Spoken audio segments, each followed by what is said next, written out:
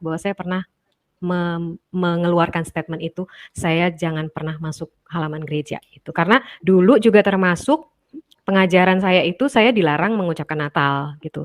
Saya dilarang Mengucapkan makan, apa, Bu? Mengucapkan apa? mengucapkan selamat Natal. Oh, kenapa, Bu, dilarang? Katanya haram ya, Pak. Oh, Dulu gitu. katanya haram gitu. Haram itu termasuk adalah tidak boleh makan babi, tidak boleh kena liur anjing gitu. Jadi itu Oh. yang Salam saudara-saudara yang dikasihi dan diberkati oleh Tuhan. Dalam video ini kita akan mendengarkan kesaksian dari seorang ibu muslimah yang mana dia sudah didoktrin sedemikian rupa tidak boleh mengucapkan selamat hari Natal karena itu haram.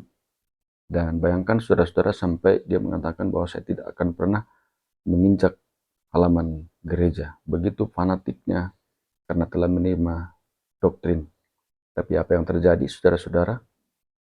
Dia boleh dijamah oleh Tuhan dan akhirnya saat ini tinggalkan Islam dan percaya Yesus sebagai Tuhan dan Juru Selamat. Untuk lebih lengkapnya videonya, saudara-saudara kita saksikan bersama berikut ini. pertama-tama saya ucapkan Tuhan Yesus, terima kasih kalau Tuhan masih kasih saya kesempatan untuk berbagi, men-sharingkan apa yang saya alami bersama Tuhan. Jadi latar belakang saya dilahirkan dari kota Pekalongan, Jawa Tengah. Saya lahir di Pekalongan, tapi saya besar di Jakarta. Saya diangkat oleh satu keluarga di Jakarta, masih saudara, masih famili dari keluarga kandung saya. Jadi selama saya kecil di Jakarta, saya dididik secara Muslim, termasuk Muslim yang taat. Saya menjalankan sholat 5 waktu, dan saya waktu kecil itu saya dibekali dengan pengetahuan tentang keislaman. Contoh misalkan saya waktu SD, kelas SD itu saya ingat saya selalu ikut pengajian, ikut pendalaman, istilahnya kayak lesnya gitu ya Pak. Pagi sekolah dasar umum, tapi sorenya saya belajar ngaji, belajar di mana waktu itu yang saya ingat adalah saya belajar tentang Nabi Adam, Nabi Ibrahim, Nabi Isa, dan satu pengajaran yang saya ingat, saya cuman ingat satu hal bahwa ketika kita melewati satu garis lurus, satu rambut, satu helai rambut itu kita tidak akan pernah bisa melewatinya gitu. Itu pengajaran yang saya ingat. Kalau kita jatuh dari satu garis rambut helai itu, kita akan disebut jatuh ke neraka gitu. Itu pengajaran saya yang saya ingat gitu ya. Bu Sofia, agak dekat ke mulut Bu, biar suaranya agak terdengar bagus ya. Iya Pak. Ya. Oke, mantap.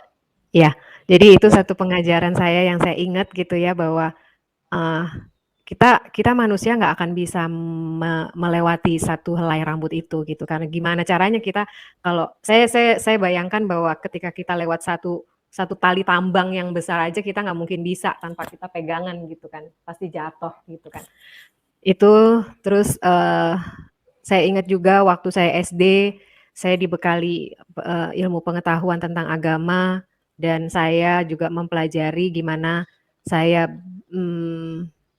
mendalami satu seni di mana saya akhirnya ikut lomba MTQ. Jadi waktu SD kelas 6 itu saya ikut lomba MTQ yang membawa nama sekolah gitu ya. Dan saya percaya ketika saya ikut lomba MTQ itu, saya kan menurut saya itu adalah murid pilihan gitu, di mana dilihat dari segi agamanya gitu kan. Jadi saya ikut MTQ waktu SD. Saya menjalankan Islam, salat 5 waktu, tarawih, puasa, itu tiap tahun saya lakukan, sampai dengan SMP kelas 2, bapak angkat saya meninggal. Saya waktu SMP kelas 2 itu, saya ngalamin seperti saya nggak ada yang sayang gitu, kecuali papa saya gitu. Papa angkat saya yang meninggal itu gitu. Jadi saya merasa sendiri gitu, merasa nggak ada yang sayang sama saya gitu. Sampai akhirnya karena waktu itu di rumah orang tua angkat saya ini papa saya dan nenek dan 1 kakak. Jadi akhirnya papa angkat meninggal, tinggal saya bertiga, nenek sama kakak gitu. Sampai dengan SMA gitu saya merasa karena waktu itu kehidupan saya sama nenek sama kakak itu menurut saya pada saat itu nenek tuh nggak sayang sama saya dan menurut saya juga bahwa nenek tuh nggak tepat memperlakukan saya sebagai anak-anak pada saat itu gitu. Jadi saya menerima perlakuan yang menurut saya itu sesuatu yang menyedihkan gitu. Jadi sampai SMA saya sampai selesai lulus sekolah, saya sama-sama sama nenek sama kakak saya itu. Dan akhirnya habis SMA nggak lama waktu itu saya keluar dari rumah nenek, saya hidup sendiri, saya berpetualang sendiri, dan akhirnya saya menikah, gitu. Latar belakang saya jadi sampai dengan SMA itu saya masih sama nenek, masih menjalankan kehidupan saya sebagai seorang muslim, gitu. Itu latar belakang saya, Pak. Kurang lebihnya seperti itu. Iya Bu, luar biasa ya. Nah, itu waktu Ibu menerima doktrin atau pelajaran harus melewati sehelai rambut itu, bagaimana waktu itu Ibu di dalam pengertian Ibu? Apakah itu sesuatu yang mungkin bisa dicapai atau bagaimana Ibu? Apa yang Ibu pahami pada waktu itu? Jadi ketika kita tidak bisa melewati rambut itu, pengertian saya ya pasti kita masuk neraka gitu ya, gitu. Oh, sehelai Gitu, rambut jadi dibelah 7 apa sehelai rambut? ya kurang lebih itulah Pak, saya lupa. Cuman yang saya ingat pokoknya kita tuh harus ngelewatin satu, kayak selai rambut gitu, 1 rambut gitulah Pak, gitu. Jadi waktu Ibu Gitu. di dalam keterbatasan pada waktu itu, Ibu berpikir nggak bahwa manusia kalau begitu akan masuk neraka? Saya berpikir gitu sepertinya. Oke. Iya. Jadi kalau misalkan kalau nggak bisa lewat itu ya udah gitu, nasib kita masuk neraka gitu. Iya. Kita memang juga agak sulit ya memikirkan hal seperti itu ya. Sedangkan lewati jembatan saja belum tentu kita bisa bisa sampai ya, apalagi di sehelai rambut ini. Iya. Di belah Kalau 7, kita kalau mau lewat jembatan juga mau pakai jembatan apa, di bawahnya adalah api. Iya. Api neraka ya. Iya. Oke. Jadi saya juga ingat pada saat masa-masa itu ya Pak, itu saya pernah memberikan statement gitu ya. Saya ingat banget kalau itu masa-masa saya mungkin udah remaja ya, tapi masih di area masih di SMA ke bawah gitu ya. Itu saya pernah mengeluarkan statement bahwa saya amit-amit gitu, jangan sampai pernah saya masuk halaman gereja gitu. Padahal saya nggak ngerti pada saat itu ke depannya gimana, saya nggak ngerti, tapi kita udah menerima pengajaran doktrin gitu sampai akhirnya saya ingat sekali bahwa saya pernah menyatakan statement itu gitu. Entah sedang apa pada saat itu saya lupa, tapi saya sampai hari ini, detik ini saya masih ingat bahwa saya pernah mengeluarkan statement itu, saya jangan pernah masuk halaman gereja gitu. Karena dulu juga termasuk pengajaran saya itu saya dilarang mengucapkan Natal gitu. Saya dilarang mengucapkan makan. Apa, Bu? Mengucapkan Selamat Natal. Oh, kenapa Bu dilarang? Katanya haram ya Pak. Dulu gitu. katanya haram gitu. Haram itu termasuk adalah tidak boleh makan babi, tidak boleh kena liur anjing gitu. Jadi itu yang saya terima sih dulu pengajaran itu gitu. Ternyata Berarti babi itu enak ya Pak. Banyak aturan ya Bu ya? Banyak aturan. Ya, Tapi betul, Ibu Pak. sempat berpikir nggak pada waktu itu, kenapa ya kok dilarang-larang semua ya? Mungkin pada saat itu mungkin pemahaman saya ya kayak pengajaran apa ya Pak, dilarang itu kayak haram ya, intinya haram sih ya. Haram itu kan yang sesuatu yang tidak boleh gitu kan. Ngertinya itu aja sih saya Pak. Iya. Nah, terus kalau yang Ibu bilang tadi, saya jangan sampai masuk gereja, itu karena apa? Apa karena didoktrin seperti itu atau memang itu spontanitas di dalam pikiran Ibu? Karena saya terimanya mungkin ya, kemungkinan ya yang saya pikirin adalah sesuatu yang berkaitan dengan misalkan kayak tadi contoh makan babi gitu ya, kena liur anjing, itu kan sesuatu yang najis gitu ya. Jadi kalau memang kita tidak boleh waktu itu tidak dibolehkan mengucapkan selamat Natal, itu kan artinya orang-orang yang di luar kita kan dulu Pak, gitu kan, orang-orang yang di luar muslim gitu kan, itu kan suatu yang nggak boleh, yang najis, yang haram gitu kan kalau kita ngucapin itu gitu. Menurut saya itu kali ya Pak. Gitu. Oh gitu ya. Jadi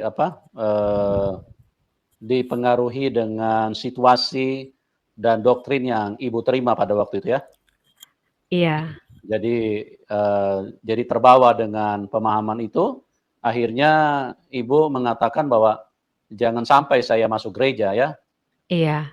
Ya, Jangan ya. sampai masuk halaman, jangankan gerejanya halaman gitu, halaman gereja gitu Pak. Saya Kenapa? masih inget itu sampai Haram hari ya ini. Bu kalau masuk halaman Haram, gereja? najis, yang saya pahami ya, dengan keawaman saya pada saat itu mungkin saya merasa itu satu hal yang haram yang saya diajarinnya, itu najis gitu ya, gitu Pak. Iya, iya, iya, iya.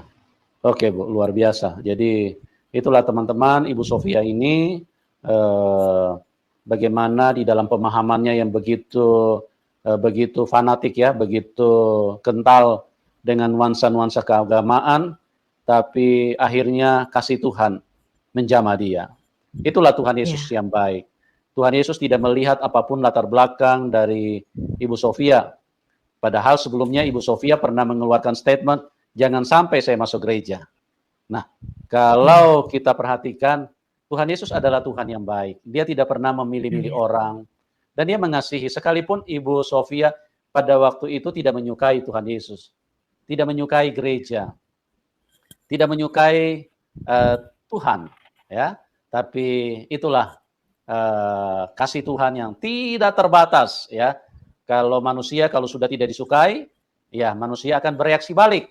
Artinya kamu tidak suka sama saya, maka saya akan buat hitung-hitungan sama kamu. Ya. Tuhan Yesus tidak seperti itu. Tuhan Yesus adalah pribadi yang benar-benar menyatakan, marilah kamu yang letih lesu dan berbeban berat. Ya, mau dicari di mana Tuhan seperti ini. Ya, Tuhan Yesus adalah Tuhan yang baik. Kita tidak akan pernah jumpa dengan Tuhan seperti ini. Karena apa? Karena Dia mengasihi semua bangsa. Apapun latar belakangmu, apapun kehidupanmu. Banyak yang sudah bersaksi di channel kami, bahkan seorang penjahat, bahkan maaf bicara seorang pelacur pun dikasihi Tuhan. Diselamatkan Tuhan dari berbagai latar belakang yang hancur-hancuran. Tuhan Yesus datang, bahkan yang sakit sudah mau mati pun Tuhan Yesus datang dan menyembuhkannya. Luar biasa Tuhan Yesus ya. Jadi teman-teman jangan sampai terlambat.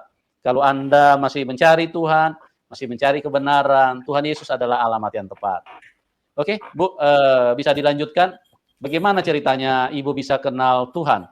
Karena Ibu kan dengan pemahaman yang sangat anti kepada Tuhan Yesus pada waktu itu. Silakan Ibu Sofia.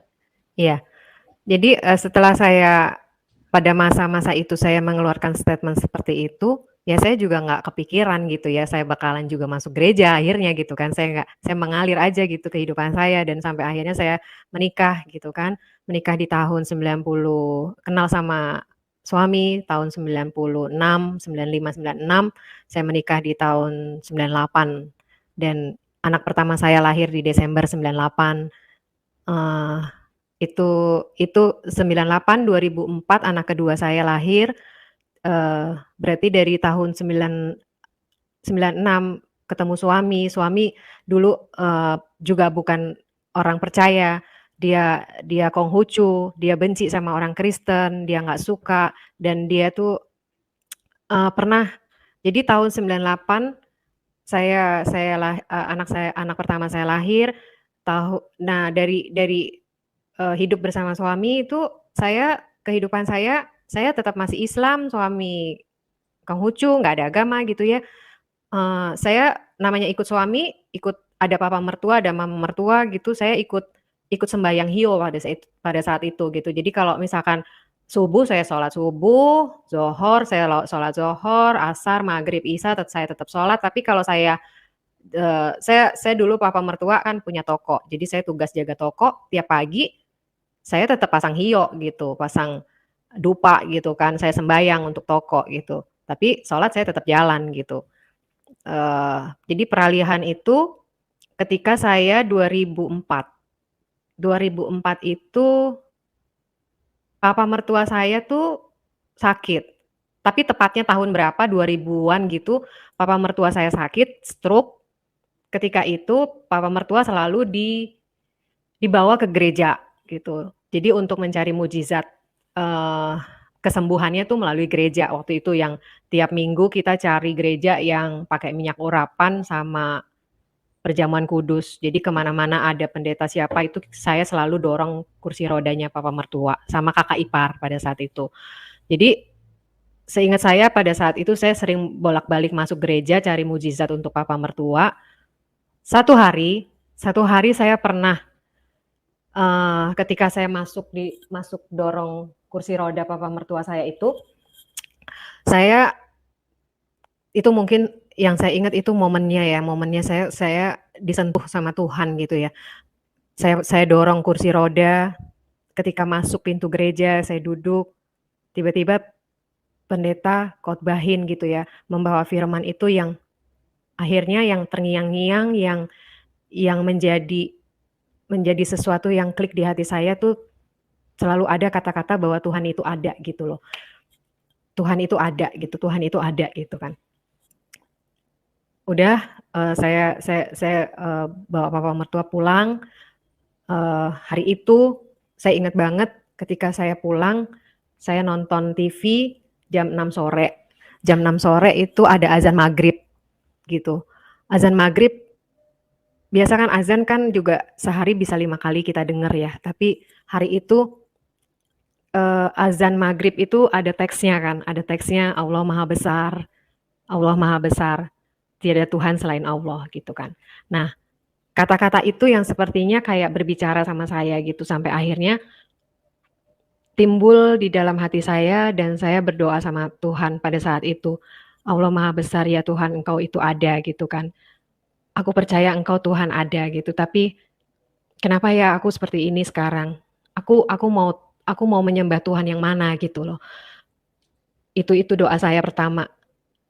Terus selesai maghrib, saya sholat, saya tuh dalam keadaan seperti galau gitu ya, sampai akhirnya malam-malam saya sholat tahajud. Sholat tahajud beberapa hari, beberapa waktu saya sholat, dan di dalam sholat itu saya berdoa sama Tuhan. Saya bilang, ya Allah, kalau Engkau memang menuntun aku menjadi Islam, menjadi muslimah, tolong tuntun aku menjalankan sungguh-sungguh keislamanku, menjalankan rukun iman, menjalankan rukun Islam yang benar gitu. Tapi kalau memang Tuhan mau, Tuhan aku menjadi pengikutmu Tuhan, tolong Engkau Tuhan tuntun aku gitu. Itu titik awal saya, kenapa saya akhirnya memutuskan untuk menjadi pengikut Kristus. Itu di tahun 2004. Di tahun 2004 Desember anak kedua saya kan lahir. Desember. Tapi ada momen pada saat 2004 sebelum kelahiran anak saya itu, saya pada keadaan hamil besar, saya nginep di rumah kakak ipar saya yang sudah Kristen gitu. Jadi saya nginep di rumah kakak ipar itu memang ada kejadian di rumah suami dan ada keluarga yang sakit cacar. Sakit cacar itu sekeluarga gitu ya, banyak di dalam, papa mertua, mama, sama suami, sama ada family lain gitu, anak-anaknya tuh sakit cacar gitu kan. Jadi suami bilang, "Vi, kamu sementara nginep dulu di rumah tante, di rumah koko gitu, rumah kakak ipar gitu, supaya kamu nggak ketepak gitu kan, kamu lagi hamil gitu." Nah momen itu saya nginep sebulan di rumah kakak. Jadi ada kesempatan saya juga bebas gitu ya, kehidupan kekristenan saya bebas, karena suami kan nggak suka sama orang Kristen dan nggak ngizinin gitu kan pada saat itu, karena saat itu juga pernah bilang bahwa saya ketahuan gitu sama kakak ipar tuh sering ke gereja gitu, sering ya kan nganterin papa mertua juga ke gereja kan gitu kan, cari mujizat itu gitu kan. Sampai akhirnya suami pernah bilang sama saya gini, "Lu kalau berani masuk Kristen gue cerai lu ya," katanya gitu. Jadi kan aku takut kan gitu, punya suami statement-nya seperti itu. Jadi aku ngumpet-ngumpet gitu terus terang sama kakak ipar. Jadi 2004 tuh kejadiannya ya, 2004 lah, 2004 ke bawah gitu ya kejadiannya itu. Jadi sampai hamil besar itu saya nginep di rumah kakak. Nah, momennya tuh di rumah kakak itu pernah juga panggil pendeta ke rumah kakak gitu kan, untuk doain papa mertua gitu. Jadi papa mertua didoain di rumah kakak ipar, di situ saya beraniin diri, saya minta didoain sama pak pendeta gitu. Pada saat itu saya bilang, "Pak tolong doain saya dong," gitu, "saya hamil," gitu kan, "sama sekalian saya mau terima Tuhan Yesus," gitu. Jadi inget tuh pada saat sebulan di situ ada momennya saya terima Tuhan Yesus di situ 2004 gitu. Nah 2004 Desember anak saya lahir yang kedua, ya kan. Nah, jadi peralihan saya dari Islam ke Kristen itu, titiknya adalah ya pasti ketika saya terima Tuhan Yesus di 2004 tadi gitu kan. Nah puji Tuhannya ya menurut saya tuh Tuhan tuh luar biasa sih. Pada momennya akhirnya di 2005 di bulan Juni atau Juli ya, suami saya terdiagnosa sakit kanker. 2005 di bulan Juni atau Juli, berarti kan usia anak saya yang kedua ini kan ketika itu baru umur 7 bulan ya, 7 bulan baru lahir. Dokter diagnosa suami sakit kanker. Dokter juga memberikan statement bahwa Bapak cuman punya kesempatan hidup 6 bulan. Syok dong dengernya, ya kan. Anak masih kecil 7 bulan, suami didiagnosa seperti itu, ya kan. Suami, saya ngebayangin sih, saya aja yang punya anak kecil gitu ya, punya anak bayi, denger suami begitu, syoknya kayak apa gitu ya. Tapi lebih-lebih suami saya gitu pada saat itu. Terus suami saya biasa ya, kan dia nggak percaya Tuhan pada saat itu, dia percaya sama dewa dia gitu. Dia tanya temennya yang ada di Bangkok apa Thailand lah yang dewanya bisa ditanya gitu ya, seingat saya tuh dulu seperti itu gitu ya. Dia tanya gitu, "Tolong tanyain gua gimana nasib gua," gitu kan. Tapi temennya jawab, "Ed," nama suami saya Edi, "Ed, katanya lu udah nggak ada harapan nih, udah ditanya sama dewa," gitu kan, "Lu nggak ada harapan," dia bilang gitu. Udah, saya ngebayangin sih kekacauan pikiran suami saya pada saat itu, galaunya seperti apa gitu ya, saya ngebayangin bahwa kayak nggak ada harapan untuk hidup gitu kan. Nah, momennya malam hari, suami saya ditelepon sama temen deketnya. Orang Kristen. Diteleponnya panjang lebar sih seingat saya waktu itu. Dia cuman kasih, kan ditelepon kan zaman dulu belum ada WA ya. Kalau ada WA, kalau ada dulu nggak ada WA, tapi dulu dia telepon temennya itu pakai HP jadul ya dulu. Dia handphonenya tuh cuman diletakin di atas dada dia sambil tiduran gitu. Ya kayak dengernya tuh ogah-ogahan gitu kan, kayak anjing kafilah berlalu gitu kan. Jadi tapi ada satu statement yang dia nyangkut. Temennya bilang begini, "Ed, lu kalau percaya Tuhan Yesus nggak ada ruginya, ya kan? Gratis, nggak bayar apa-apa, dan siapa tahu lu sembuh," gitu. "Coba aja Tuhan Yesus," gitu kan, gitu. Jadi itu yang dari luar, yang dari temennya gitu. Nah, dan saya percaya itu juga momennya Tuhan gitu buat kita semua sama-sama percaya sama Tuhan gitu. Karena saya ingat saking saya takutnya menjadi orang Kristen gitu ya, dan saya takutnya memberikan masukan buat dia juga pada saat itu, saya cuman bisa SMS.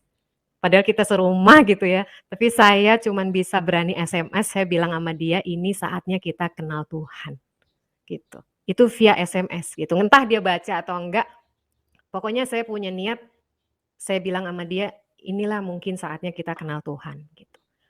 Habis dia terima telepon dari temennya itu yang dia bilang, "Lu kalau kenal Tuhan Yesus nggak ada ruginya," gitu. Ya kan, siapa tahu sembuh gitu kan, gitu. Jadi aneh dan ajaib sih menurut saya, besoknya dia minta baptis, gitu. Besoknya langsung dia cari pendeta yang mau baptisin dia gitu kan. Kita cari lah gitu kan, kita cari gereja A, B, C, dan akhirnya yang bisa pada saat itu membaptis dia adalah gereja Katolik pada saat itu. Karena kita memutuskan untuk pengobatan dia untuk berobat di luar Indonesia. gitu. Jadi sebelum berangkat dia sudah memutuskan dia ingin baptis. Nah pada saat itu memang, yang bisa membaptis dia dengan cepat besoknya itu kalau nggak salah 2 hari apa sehari dari malam itu cuman gereja Katolik. Jadi kita waktu itu, suami dibaptis secara percik pada saat itu. Oke, sudah dibaptis akhirnya suami berangkat keluar Indonesia untuk pergi berobat selama 2 bulan. Selama 2 bulan di sana ditemenin sama kakak, saya di Indonesia tetap karena si baby masih kecil saya nggak mungkin ikut dan saya bantu jaga papa mertua dan mama mertua di Indo.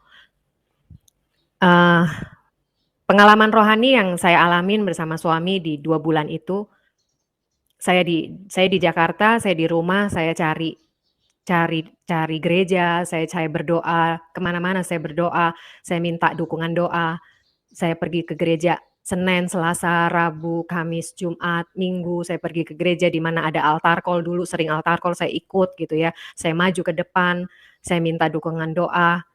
Pernah satu kali, momen yang buat saya itu pengalaman supranatural buat saya, ketika saya mau altar call ke depan, saya kontak suami saya bilang, "Kita sama-sama berdoa," gitu ya,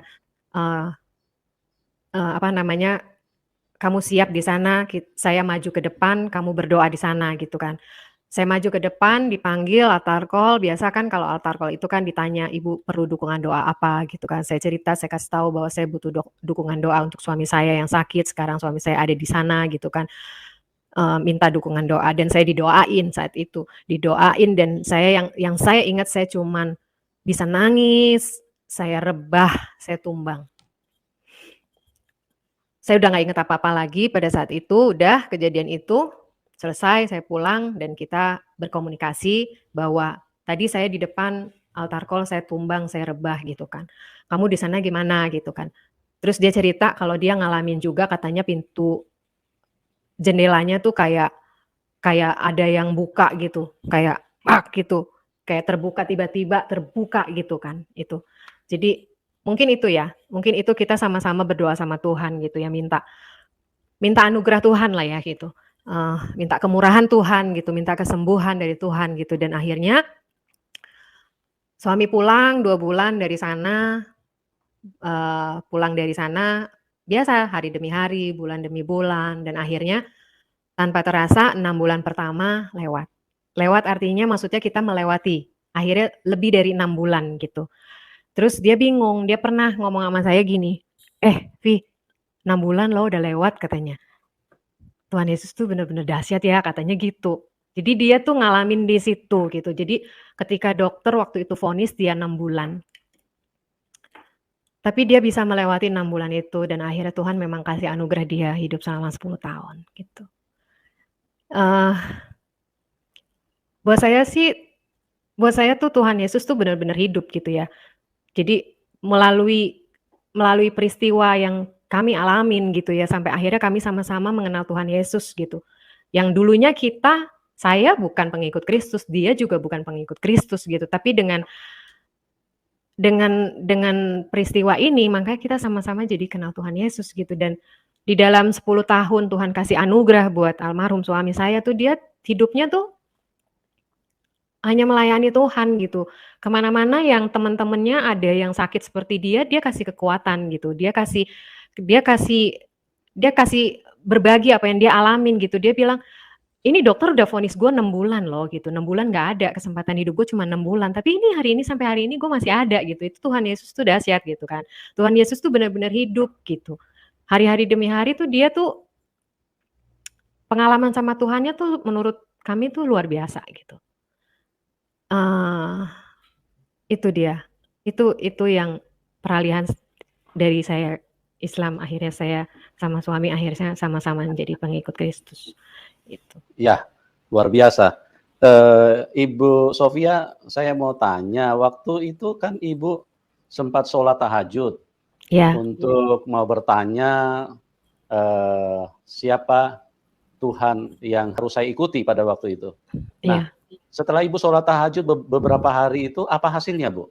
Apakah Ibu mendapatkan kesimpulan atau bagaimana keadaan pada waktu itu? Silakan, Bu Sofia.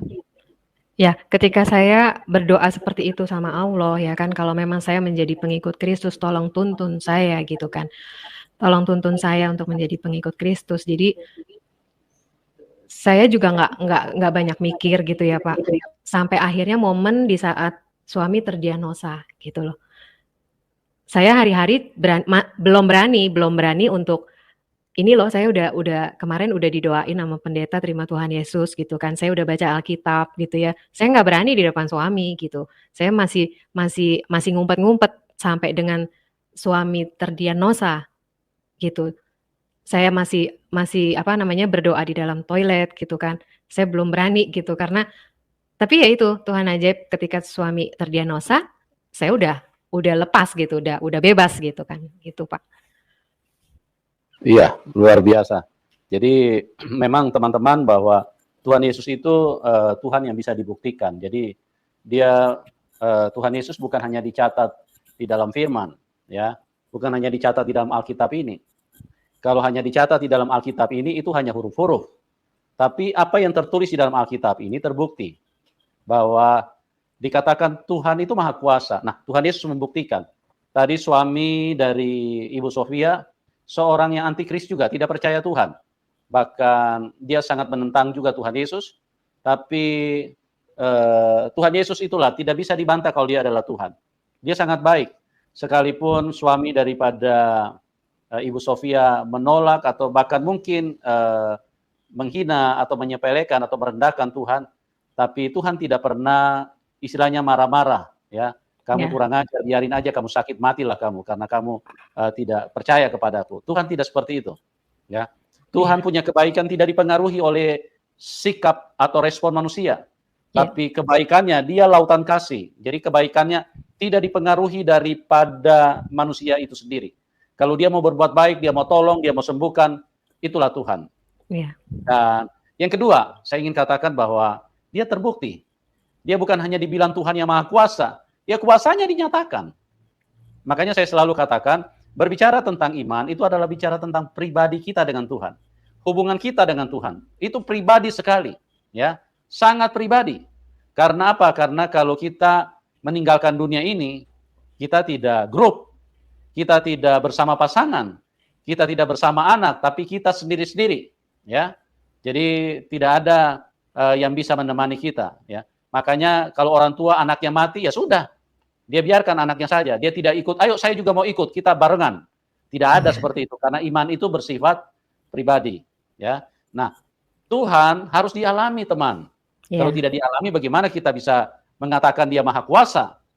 Ya, apakah mungkin kita hanya percaya buku, percaya tulisan di buku, kalau kita tidak mengalaminya? Saya tidak akan percaya ini kalau tidak terbukti kata-kata ini. Ini harus terbukti dong, baru saya percaya, oh ini firman Tuhan ini. Kalau tidak terbukti di dalam saya tidak mau percaya. Ya karena cuma huruf-huruf, apa gunanya? Semua orang bisa tulis buku kok. Semua orang bisa karang buku. Siapa yang kalau saya tidak mau percaya kalau ini tidak terjadi. Jadi begitulah di dalam Tuhan Yesus kami harus mengalami dan Ibu Sofia mengalaminya. Suaminya mengalaminya. Tadi dia sempat mengatakan Tuhan Yesus itu dahsyat, kuasanya tidak pernah berubah. Dia sayang kepada suaminya sekalipun suaminya tidak menginginkan Tuhan Yesus sebelumnya, ya. Jadi dokter sudah vonis kamu punya umur paling lambat tinggal 6 bulan, ya, tinggal hitung saja.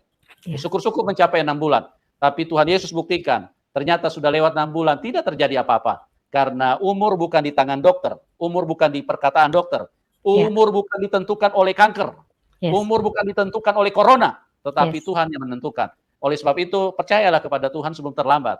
Karena Tuhan Yesus mengasihi kita semua. Jadi, Tuhan Yesus terbukti, makanya Ibu Sofia akhirnya percaya kepada Tuhan Yesus, dan dia terima Tuhan Yesus. Dia menjadi murtad dari keyakinannya yang dulu, karena inilah Tuhan yang melakukan mujizat di dalam hidupnya. Kuasa, itulah Tuhan Yesus. Oke, Bu, untuk selanjutnya mungkin Ibu bisa ceritakan kepada kami, kira-kira tantangan apa saja yang Ibu hadapi setelah Ibu percaya Tuhan Yesus? Karena ikut Tuhan Yesus itu tidak mudah. Tuhan Yesus sudah bilang, kamu harus pikul salib. Nah, kira-kira salib apa saja yang Ibu pikul? mungkin ibu dibenci atau diapain, ya ibu bisa ceritakan kepada kami supaya menguatkan yang lain. Jadi kalau misalnya yang lain dibenci orang, jangan langsung meninggalkan Tuhan, karena memang itu sudah bagian daripada kebenaran, ya. Karena Tuhan akan melihat sampai di mana imanmu. Apakah engkau sungguh-sungguh percaya kepada Tuhan atau cuma sekedar ikut-ikutan. Nah, Ibu bisa ceritakan kepada kami gimana tantangan setelah Ibu percaya Tuhan Yesus. Silakan Ibu Sophia.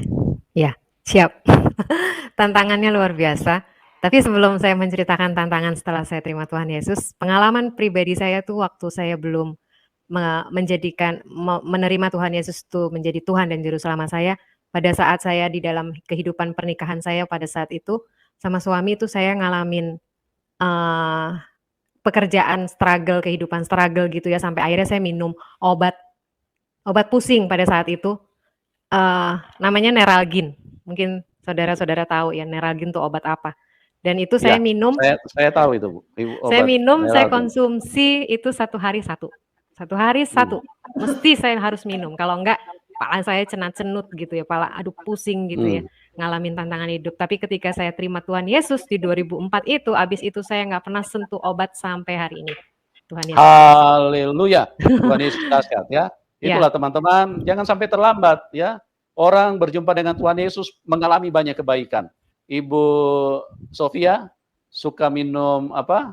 Neuralgin. Ya. Saya lepas sama sekali, saya nggak pernah minum lagi. Oh, haleluya. Tuhan Yesus terbukti ya, Bu, bahwa Dia Maha Kuasa ya. Iya. Ya. Dan oke, Bu, tantangannya, Bu. Ya tantangan di dalam kekristenan saya pada saat itu yang nggak mudah juga gitu kan.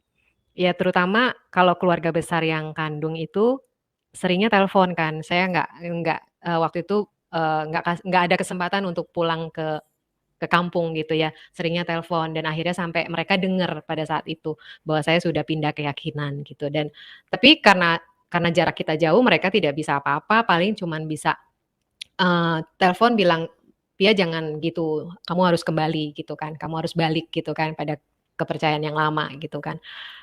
Terus kalau di area teman-teman saya gitu ya, teman-teman SD, SMP kalau ketemu saya udah pakai salib gitu kan. Mereka, saya merasa sih saya kayak dicibirin aja sih, Pak. Nggak pernah dikonfrontasi gitu, nggak pernah sih. "Kenapa sih lu masuk Kristen?" Nggak pernah sih. Puji Tuhan nggak pernah. Jadi tapi saya merasa kayak saya jadi kayak dicibir gitu ya, terus minoritas, merasa kayak minoritas gitu kan. Kadang-kadang saya merasa biasanya saya dipanggil untuk berkumpul, saya nggak dipanggil gitu kan. Tapi buat saya nggak masalah gitu kan, karena saya tahu dan saya terus mendalami, saya terus mengenal Tuhan Yesus, ya kan. Sampai akhirnya saya punya keberanian di dalam Tuhan tuh menurut saya sangat luar biasa beraninya gitu, tentang saya menyatakan bahwa saya anak Tuhan gitu. Nah, momen pernah 2013, saya ada momen bisa kumpul sama keluarga besar di Pekalongan, 2013. Saya pulang ke kampung pada saat itu, saya udah berani pakai salib, Pak. Jadi kan, saya diasuh sama keluarga angkat, saya nggak pernah, ya boleh dikatakan tidak punya hubungan dalam intim sama keluarga kandung, dan akhirnya momen 2013 saya bisa ketemu sama mereka di sana, saya langsung berani pakai salib. Gitu.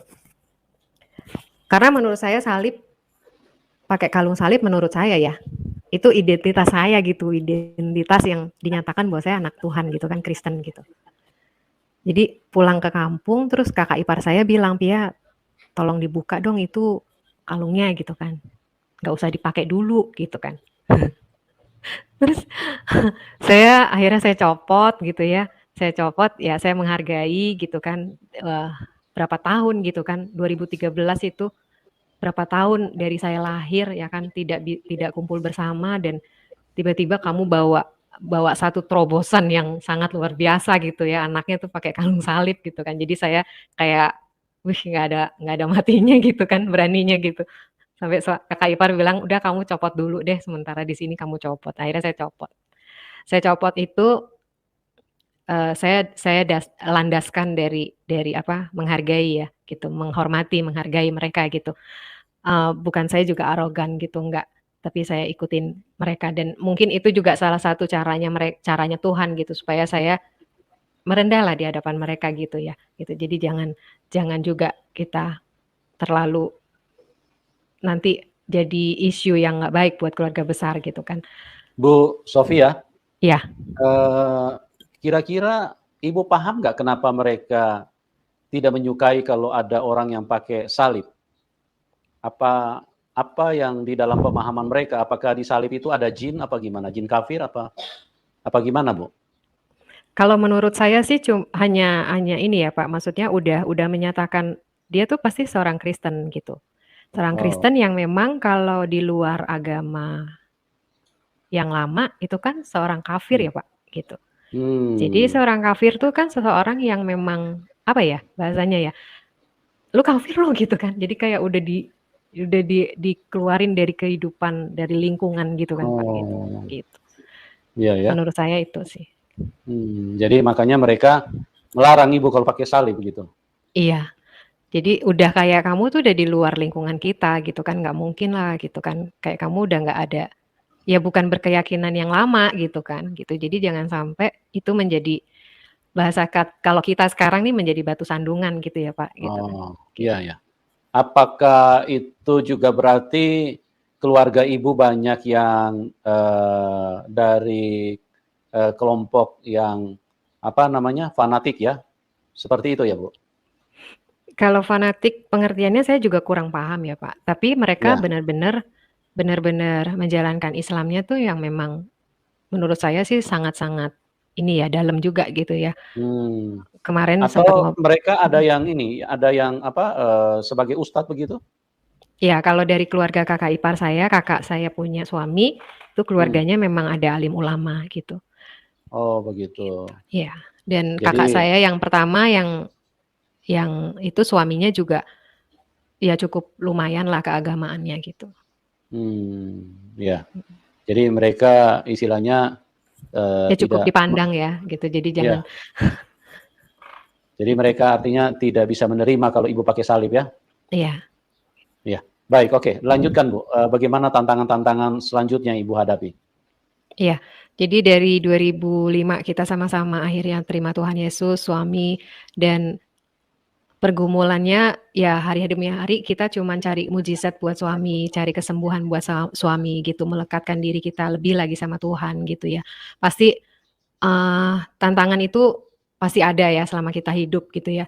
Tapi kita bisa melewatinya bersama Tuhan gitu sampai kita kayak rasanya ya tantangan hidup di dalam kekristenan tuh buat saya sih menurut saya sampai hari ini ya Pak, menurut saya sampai hari ini ya nggak ada yang berat sih menurut saya gitu ya. Karena ketika kita menghadapi sesuatu tantangan, kita cari di Alkitab jalan keluarnya seperti apa gitu. Misalkan contoh, kita disakitin sama orang gitu, kita dibikin marah sama orang gitu kan. Ya spontan manusiawi kita pada saat itu marah gitu kan, tapi kembali lagi kita barometernya ada di firman Tuhan gitu kan. Ketika kita mendalami Tuhan, kita mengenal Tuhan lebih dalam lagi, ketika kita mengalami tantangan hidup, Tuhan pasti akan tuntun dengan firman-Nya gitu. Misalkan kita nih hari ini dibikin marah sama orang, kita marah juga balik ke dia gitu, tapi akhirnya kita bertobat. Misalkan kita besoknya kita saat teduh, kita tiba-tiba muncul firman Tuhan yang bilang, kasih itu sabar gitu. Nah, kalau misalkan kita punya pengalaman kemarin kita marah-marah, terus pagi ini kita saat teduh kita terima firman Tuhan, kasih itu sabar, ya itu menjadi satu jawaban buat saya sih gitu. Jadi akhirnya kita terus belajar gitu, belajar terus sampai akhirnya kita semakin dalam gitu mengenal firman Tuhan, mengenal Tuhan itu seperti apa yang dikatakan di dalam firman Tuhan gitu. Ya tantangannya sih seperti biasa aja ya Pak, menurut saya ya gitu. Sampai kita tuh pernah juga mengalami tantangan di dalam keuangan, ekonomi gitu. Iya. Iya, yang saya ingat pada saat itu anak-anak pengen makan KFC, Pak. Oh. Makan KFC aja itu suami bilang, pulang gereja ya, kita ngalamin ekonomi pada saat itu anak-anak minta makan KFC gitu. Saya ingat kita nggak bisa makan gitu. Kita pulang gitu. Kita pulang makan sayur kan kalau cuman sayur cah gitu sama yang ada itu nggak nyampe puluhan ribu gitu kan, Pak. Jadi sampai di titik itu kita pernah ngalamin gitu, tapi kita tetap menjalankan apa yang dikatakan firman Tuhan pada saat itu. Saya ingat banget ya, kita ngalamin perekonomian yang sampai titik itu, tapi suami tetap mempraktekkan firman Tuhan yang pada saat itu di gereja, kamu harus tabur gitu. Kamu harus tabur. Jadi saya ada di dompet ada uang berapa, saya ingat pada saat itu kita kumpulin, kekumpulnya 500.000 Pak. Kekumpul 500.000, anak-anak mau minta KFC, akhirnya kita nggak kasih, kita makan di rumah aja, tapi kita nabur di gereja saat itu. 500.000 kekumpul gitu dari kakak, dari family gitu semua kumpul. Tapi dahsyatnya Tuhan tuh dengan benih yang senilai itu Tuhan kasih berlipat ganda gitu Pak. Itu yang kita alamin bersama Tuhan Yesus pada saat itu. Luar biasa Ya. Tuhan. Iya, luar biasa memang Tuhan Yesus. Dahsyat sekali ya. Memang mengikut Tuhan itu kan Tuhan sudah katakan bahwa harus pikul salib.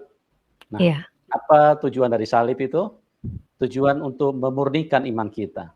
Iya. Untuk menguji iman kita. Iya. Apakah kita di masa-masa sulit, kita masih tetap percaya kepada Tuhan Yesus. Iya. Jadi sungguh tidak benar kalau ada orang yang mengatakan ikut Tuhan Yesus dikasih Indomie karena dapat Indomie, dikasih berbagai hal.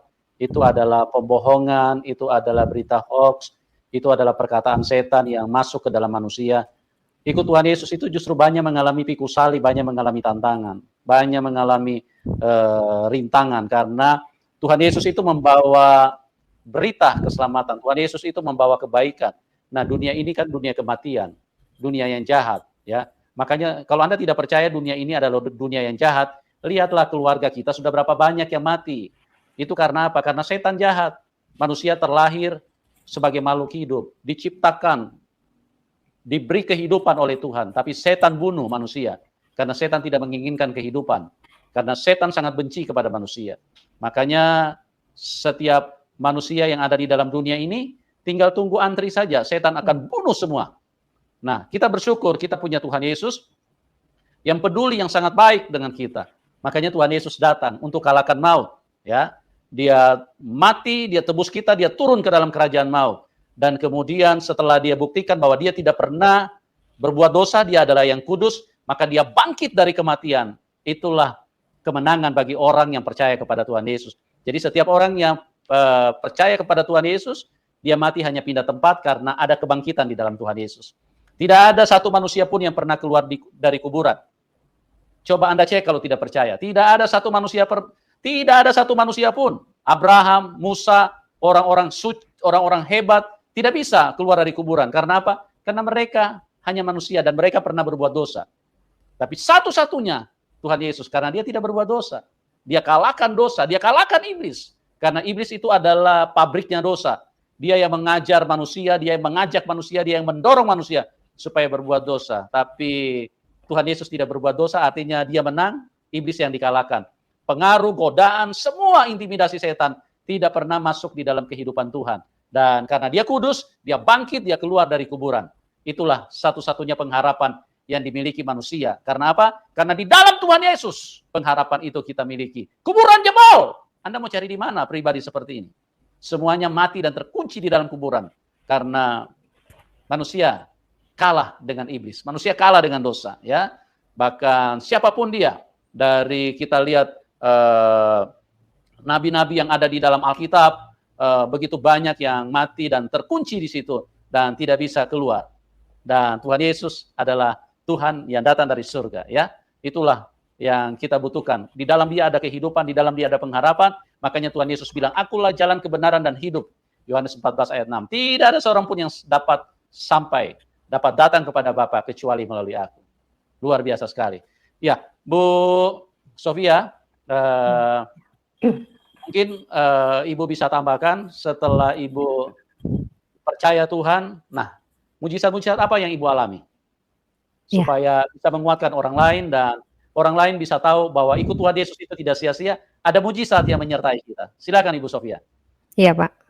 Ya mujizat pertama-tama yang kami alamin adalah suami saya terutama ya. Tuhan kasih anugerah gitu ya. Kalau dokter boleh bilang, kalau manusia boleh bilang dia cuma punya kesempatan hidup 6 bulan, tapi akhirnya Tuhan kasih anugerah dia 10 tahun gitu ya. Suami saya meninggal di Januari 2016. 2005 terdiagnosa 6 bulan, tapi akhirnya sampai hidup. Tuhan kasih anugerah 2016. Itu buat kami, itu satu mujizat yang luar biasa. Ketika kita menyatakan doa sama Tuhan, kita minta apa yang kita rindukan gitu ya, Tuhan kasih gitu kan. Di dalam kehidupan saya setelah saya ditinggal sama suami, hari demi hari saya juga ngalamin tantangan hidup yang nggak mudah gitu ya. Tapi saya merasa bahwa Tuhan itu memang benar-benar hidup di dalam hidup saya gitu. Jadi apapun tantangan hidup saya, pasti ada jalan keluarnya di dalam Alkitab. Pasti ada jalan keluarnya, pasti ada jawabannya di dalam Alkitab gitu. Dan saya puji Tuhan, saya berusaha untuk mengenal Dia lebih dalam lagi melalui firman-Nya. Saya cuman punya kekuatan kalau saya deket sama Dia gitu. Saya deket sama Tuhan gitu. Dan itu terbukti sampai detik ini.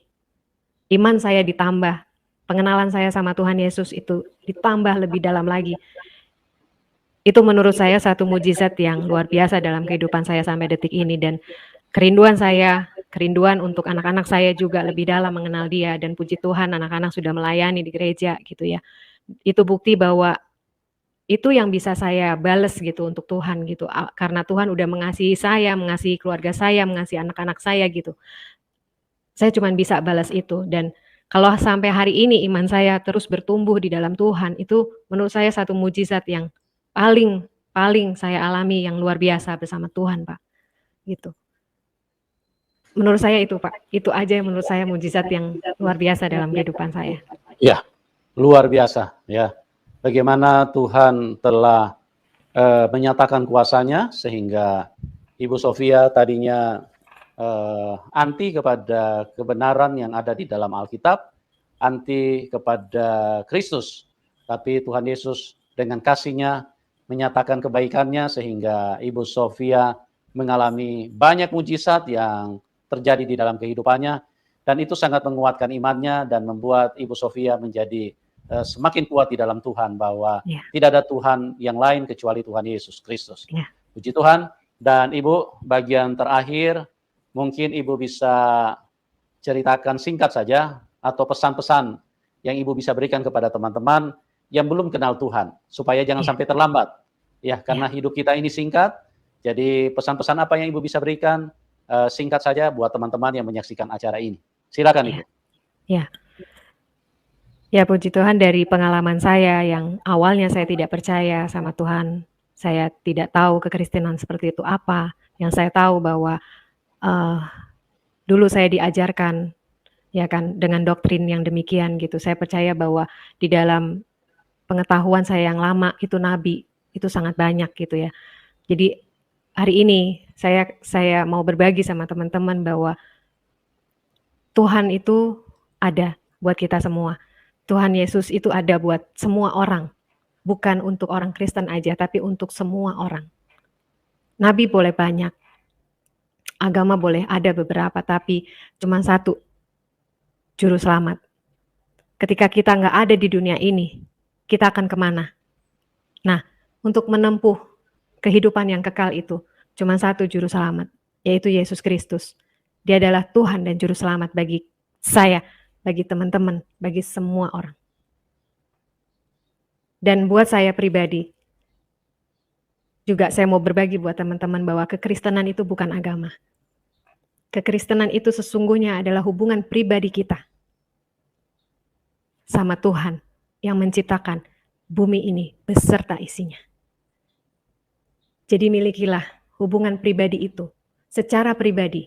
Kalau belum berani menyatakan saya Kristen, punya hubungan pribadi aja di dalam hati kalian masing-masing, punya hubungan pribadi kepada Tuhan yang menciptakan bumi ini beserta isinya. Itu udah cukup buat Tuhan. Ketika ada kekuatan dari Roh Kudus, kekuatan dari Tuhan untuk menyatakannya, itu juga akan dinyatakan oleh waktunya yang indah. Itu aja buat saya. Dan satu lagi saya mau berbagi, temukan pengalaman pribadimu bersama Tuhan. Haleluya, Tuhan Yesus memberkati. Haleluya, luar biasa. Ya, jadi teman-teman, jangan sampai terlambat. Bagaimana perjalanan hidup kita di dalam dunia ini singkat.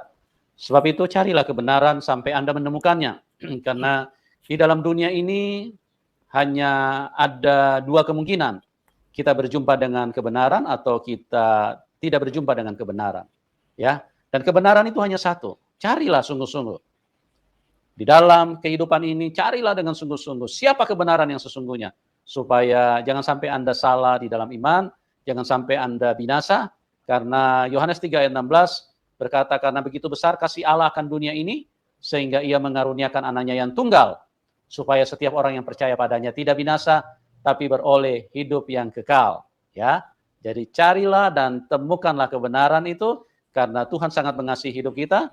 Tuhan Yesus datang memberikan nyawanya sebagai tebusan, dan dia dikorbankan supaya kita semuanya tidak mati. Ya, karena hanya yang kudus yang bisa menebus dosa. Hanya yang kudus yang bisa melepaskan kita dari tangan setan. Kita bukan saja hanya diampuni, tapi Tuhan Yesus datang menebus dosa kita. Karena banyak orang salah mengerti, orang pikir, kenapa harus Tuhan yang menebus? Kenapa Tuhan tidak ampuni saja? Ya, saya mau katakan, tanpa minta ampun pun Tuhan sudah ampuni kita. Tapi yang menjadi masalah, setan tidak mau melepaskan kita dari tangannya. Makanya Tuhan Yesus perlu turun ke dalam dunia untuk melepaskan kita dari tangan setan. Ya, sama seperti bagaimana bisa pembuktian, penjelasannya yang akurat bahwa kita ini terikat, manusia itu terikat dengan setan. Sederhana sekali. Tadi saya sudah katakan yang ke satu, manusia dari kecil sudah pandai berbohong. Itu artinya manusia terikat dengan kegelapan, terikat dengan kejahatan. Ya, karena manusia punya cara hidup, manusia akan terbiasa dengan berbohong. Kepada siapapun dia akan berbohong kalau dia terjepit. Nah, inilah artinya bahwa manusia ada di dalam kendali kuasa kegelapan. Yang kedua, manusia gampang emosi. Kenapa? Karena manusia dikuasai oleh kegelapan. Itulah yang menyebabkan manusia sedikit-sedikit emosi, berkelahi, bertengkar, iri hati, pertengkaran, amarah, fitnah, roh percederaan, roh pemecah belah. Itu semua ada di dalam hidup manusia. Makanya seringkali terjadi konflik, seringkali terjadi keributan, bahkan seringkali manusia saling membunuh. Itu juga membuktikan bahwa manusia dikuasai oleh kegelapan, dikuasai oleh iblis. Dan yang tidak kalah serunya, manusia juga punya pikiran cabul, pikiran kotor. Ya, makanya manusia kenapa mau kawin lebih dari satu? Karena hawa nafsunya tidak terkendali. Dia bergelora, menyala-nyala dengan hawa nafsu karena pikirannya cuma yang begituan. Ya, tapi kalau orang percaya kepada Tuhan Yesus, itu akan diubahkan. Makanya Tuhan Yesus turun ke dalam dunia. Kenapa dia tidak kawin? Karena dia kudus. Dia tidak berperangai atau memiliki karakter seperti karakter dunia ini. Kalau karakter dunia, tubuh duniawi kita ini, itu menginginkan seks. Tapi kalau Tuhan, tidak. Karena apa? Karena dia adalah kudus. Dia adalah pribadi yang menghendaki supaya kita dibebaskan dari keterikatan yang demikian. Ya, karena banyak manusia terikat dengan roh percabulan. Bahkan ada orang yang menghampiri, menyetubuhi banyak muridnya. Itu karena apa? Karena terlalu cabul. Karena dikuasai dengan hawa nafsu, dikuasai dengan setan. Ya, kenapa manusia seringkali melakukan hal-hal yang tidak pantas, yang tidak sangat menjijikan? Karena apa? Karena manusia dikuasai setan. Puji Tuhan, pada malam hari ini kita bersyukur Ibu Sofia bisa berbagi berkat dengan kita, dan saya berharap tayangan ini bisa menjadi berkat, bisa bermanfaat buat kita semua. Bagi Bapak Ibu yang diberkati dan yang mau mendukung Ibu Sofia, silakan nomor rekeningnya nanti kami taruh di layar deskripsi. Oke, Tuhan Yesus mengasihi kita semua. Terima kasih Bu Sofia atas kesaksiannya luar biasa. Doa kami buat Ibu semakin dahsyat dipakai Tuhan. Amin. Dan tetap setia ya Bu. Amin. Sampai kita pulang ke surga ya. Amin. Luar biasa Bapak Ibu saudara-saudara kekasih Tuhan, sekalipun orang itu tidak suka Kristen, selalu menganggap kafir, ya bahkan ucapan selamat hari Natal pun itu dianggap haram. Tapi kalau Tuhan yang berbicara, kalau Tuhan yang bekerja, kalau Tuhan yang memanggil, memilih, tidak ada seorang pun yang akan bisa menghalangi. Karena itu kita bersyukur kepada Tuhan. Semoga ibu ini dikuatkan, diberi kekuatan oleh kesehatan oleh Tuhan, sehingga boleh senantiasa sungguh-sungguh di dalam Tuhan, setia melayani Tuhan. Karena dia sudah meyakini bahwa dia sudah diselamatkan oleh Tuhan. Karena memang hanya di dalam Yesus saja ada keselamatan. Karena itu barang siapa mau selamat, engkau harus percaya kepada Yesus. Kalau tidak percaya, engkau akan binasa.